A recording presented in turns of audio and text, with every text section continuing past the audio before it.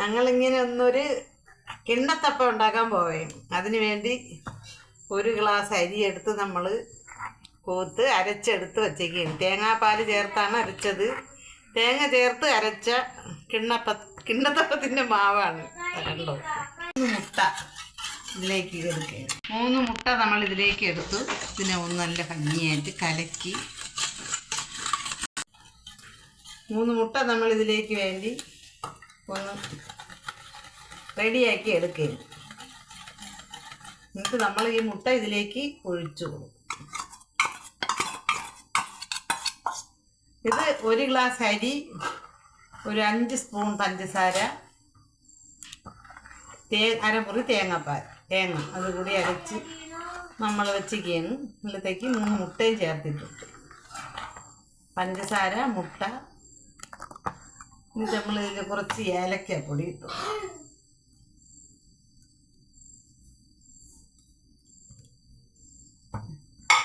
ഇത് നന്നായിട്ട് ഇതൊന്നും എടുക്കണം.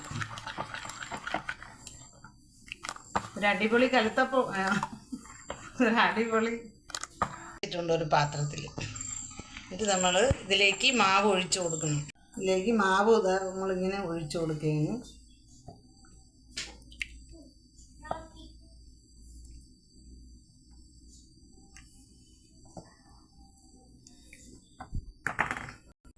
അണ്ടിപ്പരിപ്പ്, പരിപ്പ് അതിലേക്ക് ഇട്ടോട്ട് കുറച്ച് എല്ലായിടത്തും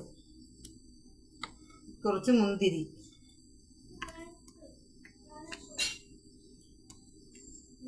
ഇത് നമ്മൾ